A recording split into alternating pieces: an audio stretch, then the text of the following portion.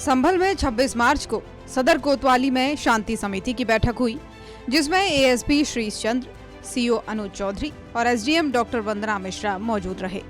बैठक में फैसला लिया गया कि ईद और अलविदा जुमे की नमाज सड़कों और छतों पर नहीं पढ़ी जाएगी। नमाज केवल मस्जिद और ईदगाह के अंदर ही अदा की जाएगी।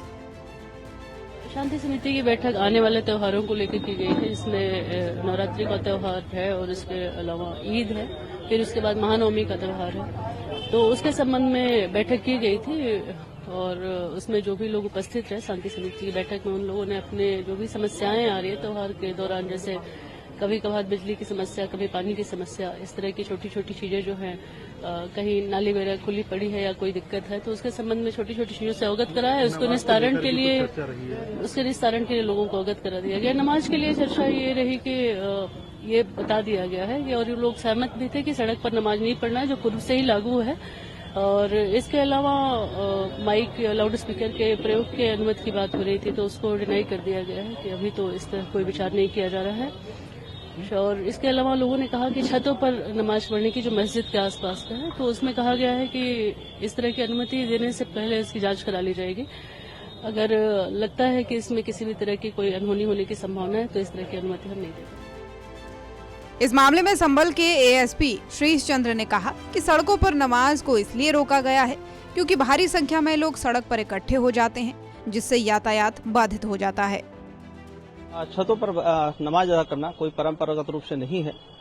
यह मात्र इसलिए रोका जा रहा है जिससे कि दुर्घटना घटित हो सकती है और इसकी पूरी संभावना है कि भारी संख्या में छतों पर भीड़ जमा हो जाए और तत्पश्चात कोई घटना घटित हो जाए। इसीलिए इसको रोका गया है। और साथ ही सड़क पर इसलिए रोका गया है कि एक भारी संख्या में लोग सड़क पर जमा हो जाते थे एवं यातायात अवरुद्ध होता था। साथ ही नेशनल हाईवे तक अवरुद्ध होते रहे हैं, राष्ट्रीय राजमार्ग भी अवरुद्ध होते हैं। एक लंबे समय तक लोगों का आवागमन पूरी तरह से बंद हो जाता है, दुर्घटना घटित हो सकती थी। अतः रोड पर नमाज अदा करने से रोका जा रहा है। तो वहीं दूसरी ओर बीजेपी सांसद रवि किशन ने इस फैसले का समर्थन करते हुए कहा कि जितने भी आलिम और मौलाना हैं, वे सभी कहते हैं कि नमाज सिर्फ मस्जिद में ही कबूल होती है। सड़कों वाली प्रथा किसने शुरू की है? कानून देखिए, बच्चे स्कूल जाते हैं, एम्बुलेंस है, दिक्कत ना हो, उस हिसाब से वो हिंदू मुसलमान सब पर बनता है कि जनमानस को तकलीफ ना देके हुए अपने त्योहारों को मनाएं। और जितने आलिम मौलाना है, सब लोग कहते हैं कि नमाज तो मस्जिद में कबूल होती है, मस्जिद में मनाई जाती है। सड़कों वाली प्रथा किसने शुरू की, ये जम्मू।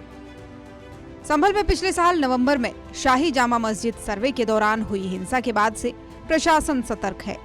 उस हिंसा में 4 लोगों की मौत हुई थी और कई पुलिसकर्मी घायल भी हुए थे। इस बार प्रशासन कोई जोखिम नहीं लेना चाहता।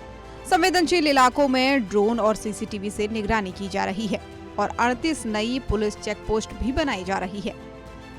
संभल में प्रशासन का ये फैसला शांति बनाए रखने की दिशा में एक महत्वपूर्ण कदम है, लेकिन विपक्ष के विरोध ने इसे सियासी रंग दे दिया है। आने वाले दिनों में ये मुद्दा और भी गर्मा सकता है। ब्यूरो रिपोर्ट, सूर्य समाचार।